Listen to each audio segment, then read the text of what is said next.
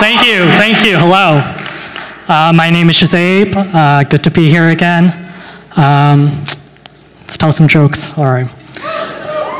You know, I traveled home recently, and it's interesting how we say everything in the US is bigger. You know, bigger is better. Because I went to the Dubai airport, and when you emerge into the luxurious Dubai airport, you'll find everything they sell here, but jumbo-sized. I saw chocolate the size of a young Arab child that weighed as heavy as a young American child. When I went home, my parents didn't tell me that there was a new member of my family, and she's the size of 2 chicken noodle soup cans, and she always will be. She's already much smarter than me. You just say her name and she answers any question you have. My parents adopted her from Best Buy. She was on sale. Her name's Alexa, and she's an Amazon speaker. Alexa's the younger speaker I never wanted. My mom doesn't understand that she doesn't have to yell at Alexa for us to listen to her. And she also adopts a new accent when she talks to her. It's not quite American, but it's incredibly articulate and very loud. So, German. Every day in the summer, my mom would go, "Alexa, what's the weather?"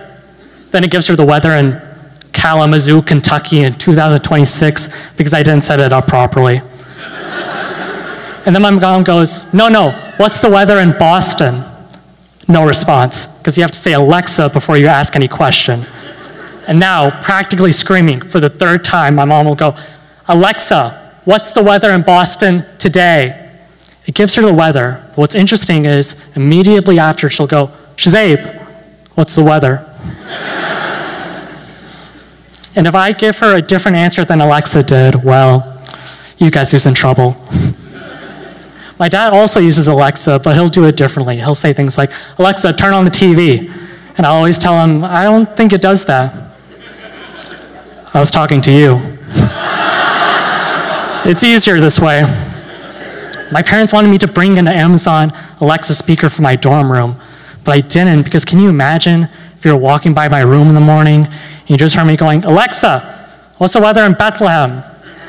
Pennsylvania, not Israel." People will go, "Who is this poor girl named Alexa Shazeb is yelling at in the morning for the weather?" Well, most people would just be confused and say, "Shazeb has a girl in his room?" I am getting a bit older now. I'll be 20 years old soon. And that's weird to me because I just realized that my mom got married when she was my age that I am now, when she was 19. And she had my older sister just 3 years later. And I know for certain I'm not ready for that kind of responsibility. Just the other week, I went to a Halloween fair, and I won a small pumpkin, and I named him Phil. And 5 minutes later, I looked down to find I'd lost Phil in a room of 12 people. Now, that wasn't that bad. You know, adults lose things all the time. You know, their keys, their turtles, their kids. But the thing is, they always find them. The problem with me was I didn't really care to go look for Phil. Because my logic was, you know, you can always get another pumpkin. But that is not a good philosophy to apply to children.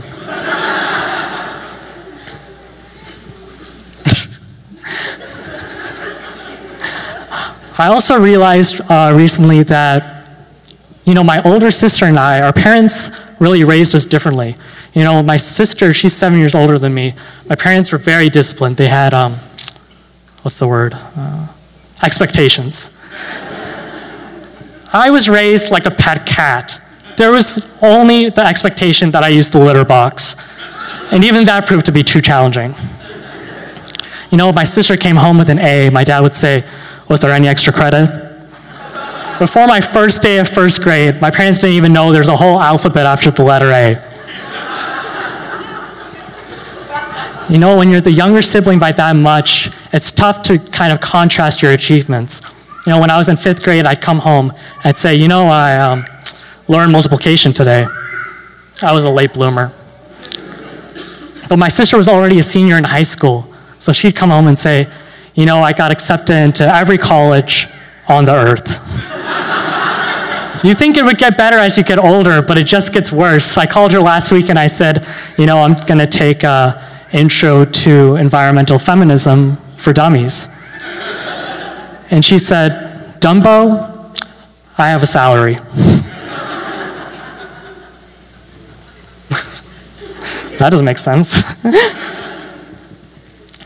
But I am getting a bit older now, and I find that there's certain things I want to become certain of as I get older, like religion.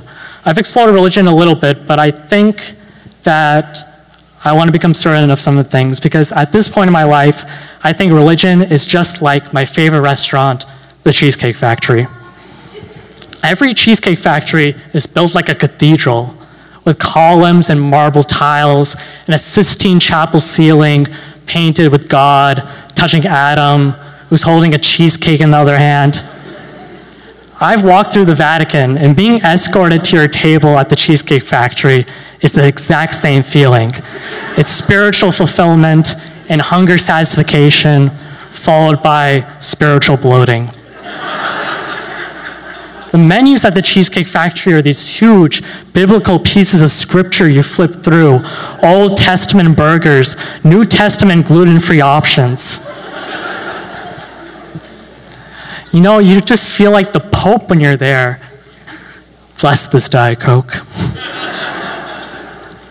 But ultimately, religion is just like the Cheesecake Factory, because no matter what you order, whether it's a banana salad or a double deluxe cardiac arrest burger, it could all be fake.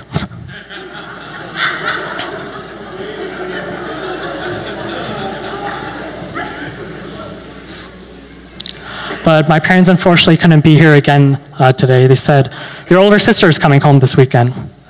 I wish that was a joke. But my parents support me though. You know, they're my biggest fans. And if I've learned anything from them, it's that you have to support your kids. And that's because they were immigrants. You know, they came here and they did the impossible and they became successful. But I was raised here, so my kids are not going to get that kind of support. If my kid comes to me and he tells me he wants to be a comedian, I'm going to say, Alexa, let's just get some cheesecake. No, not you, son, the speaker. Thank you very much. You've been a wonderful crowd. Thank you.